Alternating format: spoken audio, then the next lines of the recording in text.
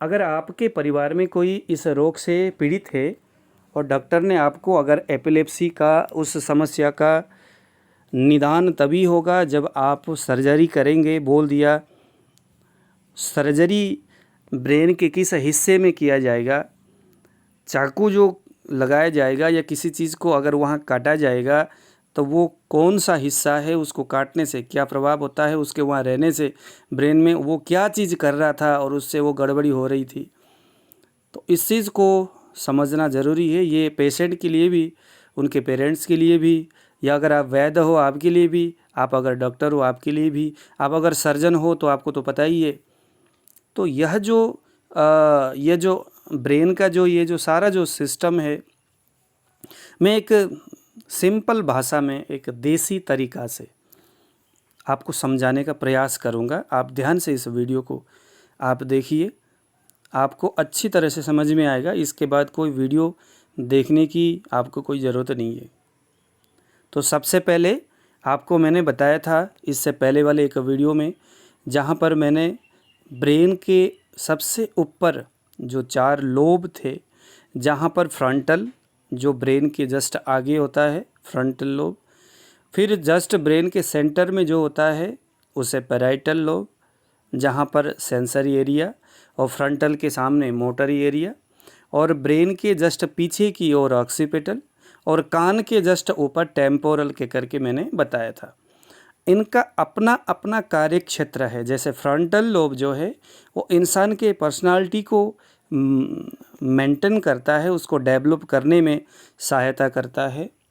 और भी बहुत सारे जो इमोशन से रिलेटेड बातें हो, किसी चीज़ को जजमेंट करने वाली बातें हो, या किसी चीज़ को प्लानिंग करने वाली जो बातें हो, या किसी समस्या को सोल्व करने से संबंधित जो कुचक्र या जो सुचक्र ब्रेन में चलता है ना, या स्पीच जब बोलना होता है तो बोलने से पहले तरह तरह के जो बातें जो दिमाग में घूमता है ना, किसी को कंसल्ट करना हो किसी से, या सेल्फ अवेयरनेस से रिलेटेड जो तरह तरह की बातें ब्रेन में घूमता है, या इंटेलिजेंस से रिलेटेड जो बातें ब्रेन में घूमता है, वो सारे फ्रंटल लोब के एरिया में ही सारे घूमता है, वहीं पर वो सारे डिसाइड होता है।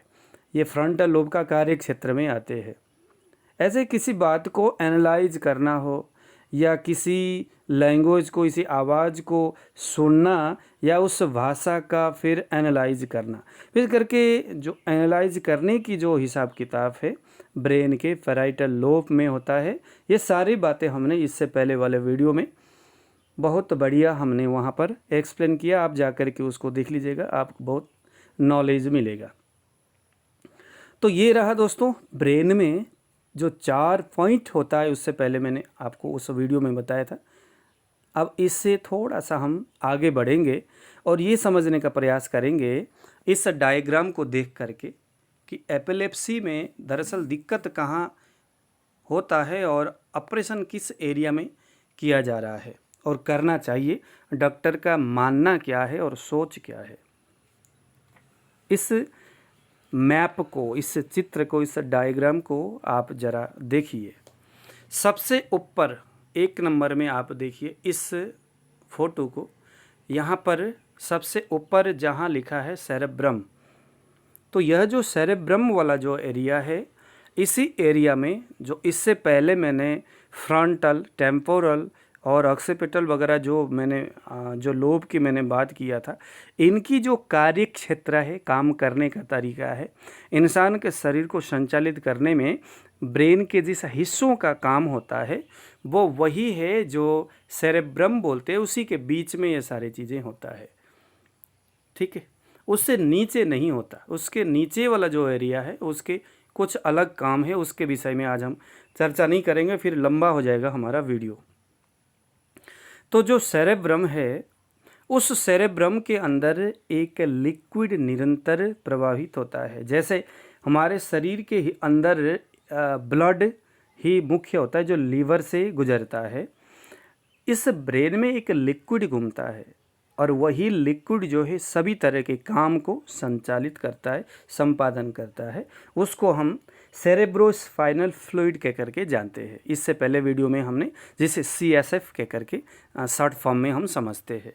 ज़रा ध्यान से समझना, इन बातों से भी अगर आपको कहीं कन्फ्यूजन हो, कोई समझ में नहीं आया, तो भी आप कमेंट बॉक्स में उसको आप पूछ सकते हैं। मैं उसको भी आपके हिसाब से समझाने का, और ज़्यादा मैं डीपली उसको समझाने का मैं आपको प्रयास करूँगा, एक नॉर्मल तरीक़ा से, एक साधारण तरीक़ा से, ताकि एक गरीब तबके का एक अनपढ़ आदमी भी इस बात को अच्छी तरह से समझ सके, उसके दिमाग में घुस सके। ये मेरा प्रयास निरंतर रहता है।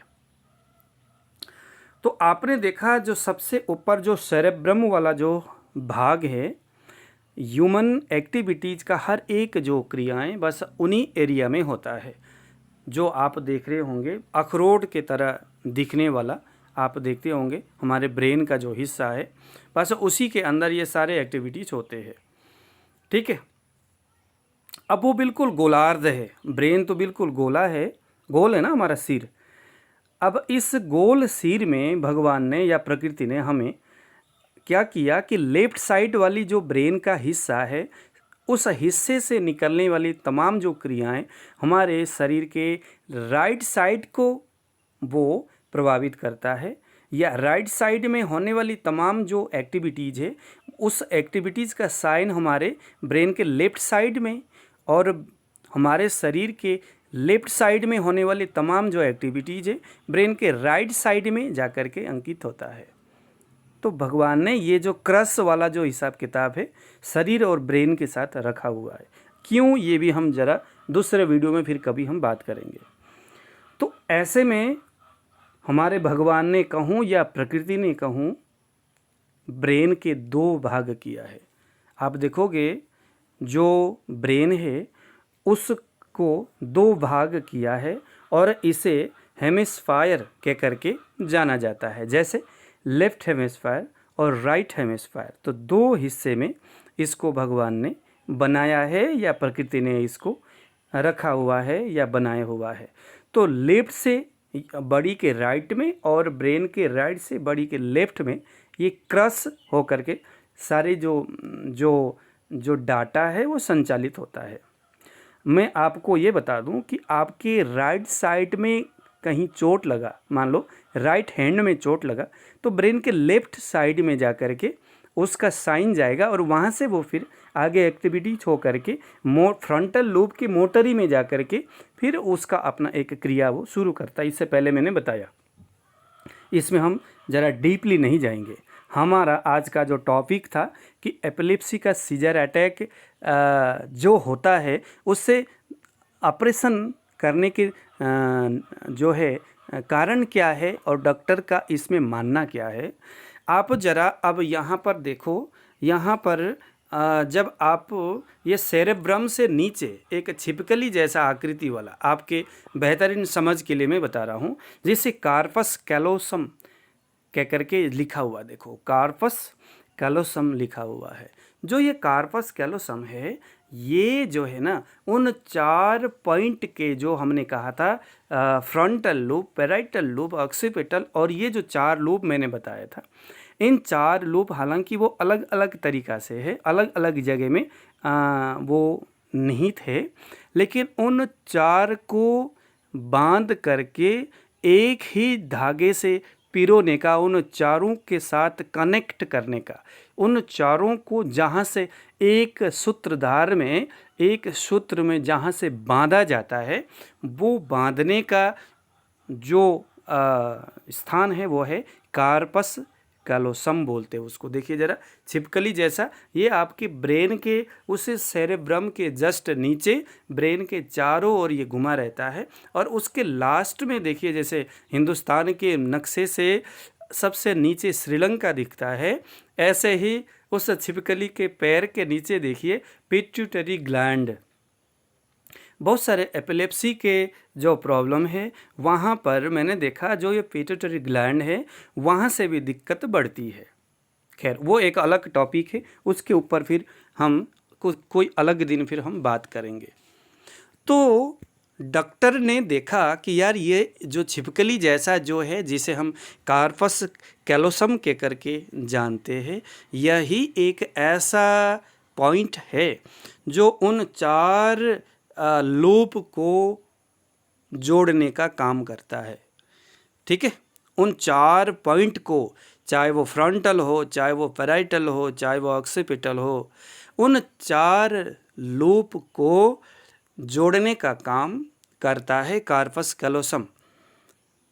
अगर ये कार्पस कैलोसम न हो तो फ्रंटल से ऑक्सीपिटल, ऑक्सीपिटल से टेम्पोरल में यह जो विद्युत तरंग जो जा रहा है वो नहीं जाएगा। डॉक्टर पहले देखता है कि इस पेशेंट के ब्रेन के किस हिस्से में हो कर के सीजर अटैक का जो विद्युत तरंग है वो उत्पादन हो रहा है। क्या वो टेम्पोरल में है, क्या वो ऑक्सीपिटल में है, क्या वो फ्रंटल में है, कहाँ पर है वो, कहाँ पर है, क्या वो फ्रंटल में है। डॉक्टर को ये सारी चीज़ें एमआरआई या दूसरे माध्यम से पता चलता है, ईईजी आदियों से पता चलता है। फिर उस एरिया से गुजरने वाला इस कार्पस कैलोसम के उस भाग को काट देते हैं। उसको काटने से वहाँ से आगे वह जो विद्युत तरंग टेम्पोरल से होते हुए जो गुजर रहा था, वो गुजरने की जो क्रिया है वो बंद हो जाएगा। आप समझ रहे मेरी बात? ध्यान से फिर सुनिए। जो ये छिपकली जैसा आकृति वाला कार्पस कैलोसम है, ये सभी 4 लूप को कवर करता है नीचे और उनको एक आपस में विद्युत तरंग भेजने के लिए सहायता करता है। अगर हम कार्पस कैलोसम को वहाँ से हटा दें तो जो 4 लोब है उसमें से किसी एक में उत्पन्न होने वाला जो तरंग है वो दूसरे एरिया को, दूसरे लोब को टच नहीं कर पाएगा, क्योंकि उसके बीच का जो बांध है, बीच का जो सीढ़ी है, उसको हमने निकाल के फेंक दिया। इसका एक ही काम है कार्पस कैलोसम का कि ये जो 4 लोब है, चाहे वो टेम्पोरल हो, ध्यान से सुनिएगा, चाहे वो पैराइटल हो, उसको जोड़ने का काम करता है एक आपस से। उसको निकाल के फेंकने का मतलब है उन 4 में से उन 4 के साथ सामंजस्य बैठाने में अब विद्युत तरंग को सहायता नहीं मिलेगा। ठीक है, तो अगर ये न रहेगा बांस न बजेगी बांसुरी, ये कहावत आपने सुने होंगे। तो न रहेगा बांस न बजेगी बांसुरी, तो एक जगह से उत्पन्न होने वाला विद्युत तरंग जो नेगेटिव हो रहा था, जिससे कि एपिलेप्सी का प्रॉब्लम निरंतर बढ़ते जा रहा था, अब वो नहीं बढ़ेगा, क्योंकि इस पॉइंट को हम निकाल के फेंक देंगे। बांस ही नहीं रहेगा तो बिजली कहाँ से, तरंग कहाँ से उत्पन्न होगा, है ना। जो माध्यम था उस माध्यम को ही हमने निकाल के फेंक दिया। तो डॉक्टर का ऐसा मानना है।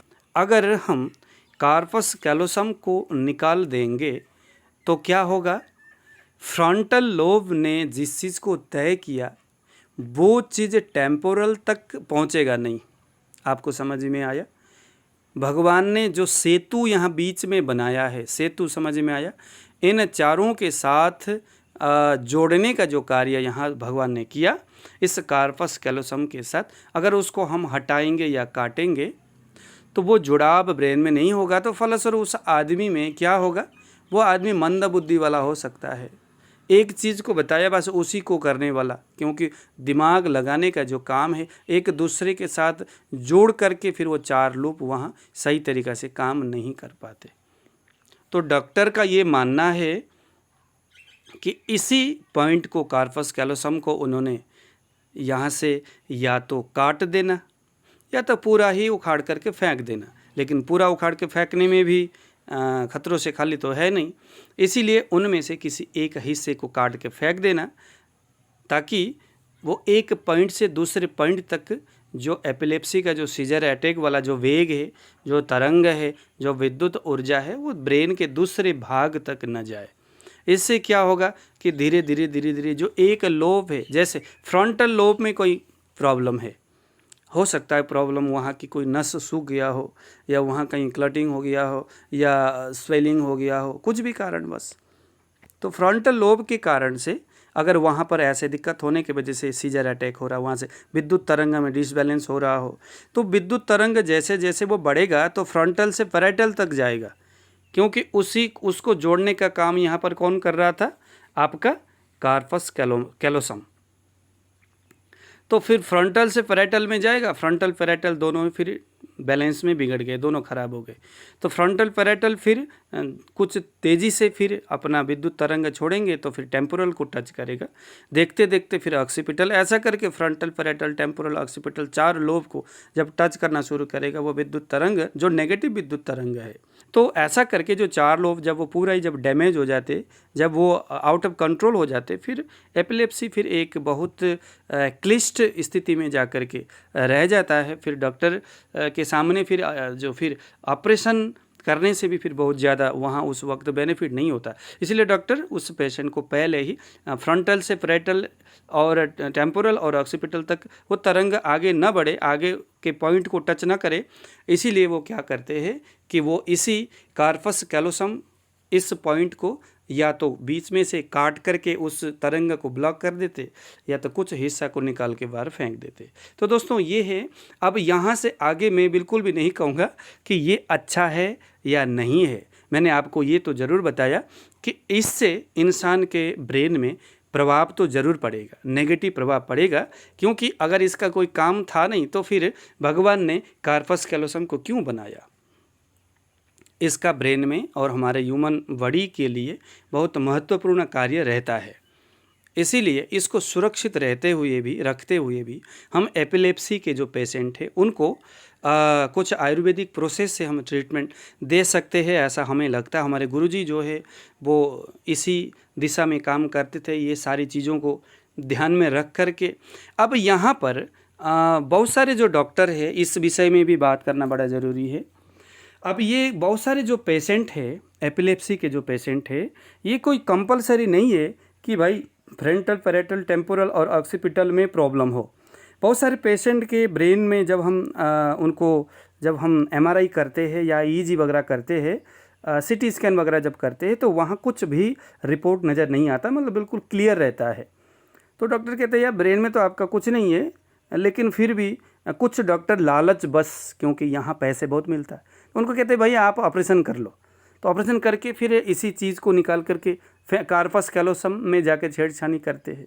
तो यहाँ पर फिर अगर आपके रिपोर्ट में ऐसा कुछ दिखता नहीं है, आपका मोटर एरिया भी बिल्कुल ठीक है, आपका सेंसरी एरिया बिल्कुल ठीक है, फ्रंटल पैराइटल टेम्पोरल और ऑक्सीपिटल में कहीं कोई दिक्कत आपको दिख नहीं रहा है उस रिपोर्ट में, तो बिल्कुल भी आप ये समझ करके चलो कि आपके ब्रेन में कोई दिक्कत नहीं है। दिक्कत आपके या लिवर में है या किडनी में है, विशेष करके लिवर में ही ज़्यादातर प्रॉब्लम होता है। आपके जो है इंटेस्टाइन में प्रॉब्लम हो सकता है, क्योंकि गैसेस फिर ऊपर की ओर जाता है और फिर वो गैस के वजह से फिर आगे ब्रेन में फिर वो प्रॉब्लम होता है। फिर वो आपके जो है ना ऊर्ध्वगामी जो वायु है वो आपको तंग करता है और वही एक कारण बन जाता है आपको एपिलेप्सी का सीजर अटैक होने में। फिर वहाँ ब्रेन नहीं देखा जाता, फिर वहाँ आपके इंटेस्टाइन देखा जा सकता है या आपका लीवर देखा जा सकता है।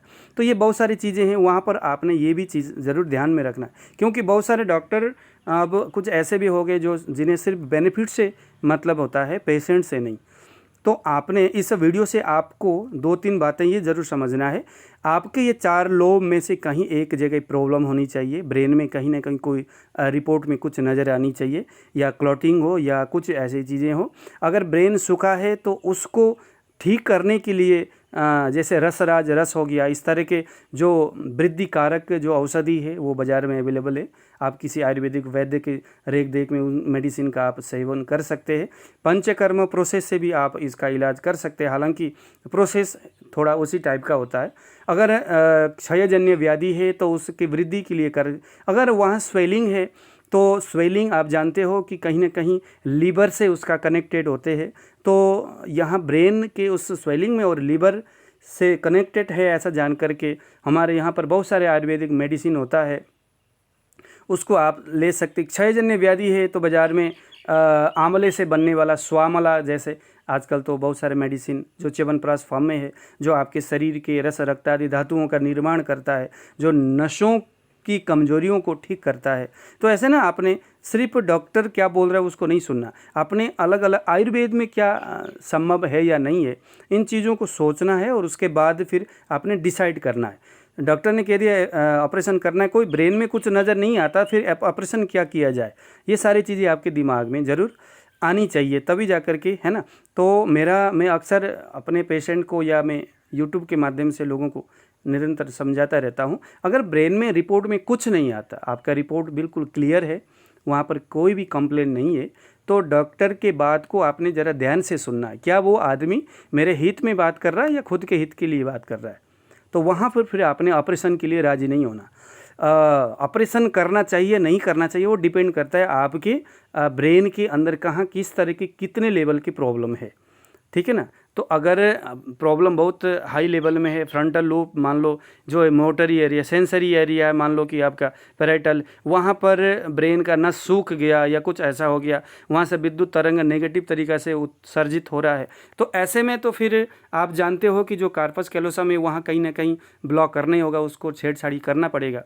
लेकिन अगर देखा कि भाई आपका 4 लूप में कहीं भी कोई दिक्कत नहीं आ रही है, तो वहाँ पर फिर आप थोड़ा ऑपरेशन करने के लिए थोड़ा सा आप रुक जाओ, और जो दूसरे पैथी है उसमें जाकर के आप पहले स्टडी करो, आयुर्वेद के कौन से प्रोसेस का कौन सा ट्रीटमेंट लेनी चाहिए, किस तरह से लेनी चाहिए, कौन सा मेडिसिन जो डॉक्टर हमें बता रहे आयुर्वेद के, वो मेडिसिन का काम क्या है, किस एरिया में काम करता है, कितने पावर में वो काम करता है, सारी चीज़ें आप खुद स्टडी करके फिर उसके बाद आप सेल्फ आप ट्रीटमेंट ले सकते हो किसी अच्छे पढ़े लिखे वैद्य और डॉक्टर के माध्यम से। तो दोस्तों, आज का मेरा वीडियो बनाने का एक ही उद्देश्य है कि मैं आपको जो ऑपरेशन जो डॉक्टर बताते हैं उससे रिलेटेड कहाँ ऑपरेशन होता है, क्यों होता है, कि किसको निकाला जाए, क्यों निकाला जाए, उसका क्या काम है और कब ऑपरेशन नहीं करनी चाहिए, तमाम बातें हमने आज जिक्र किया और आपको समझाने का प्रयास किया। दोस्तों, इसी तरह के बहुत सारे इस तरह के जो बातें हम करते रहते।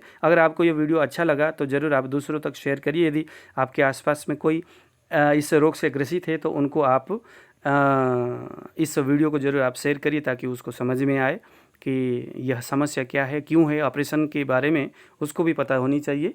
तो आज मुझे दीजिए विदा। जय श्री राम।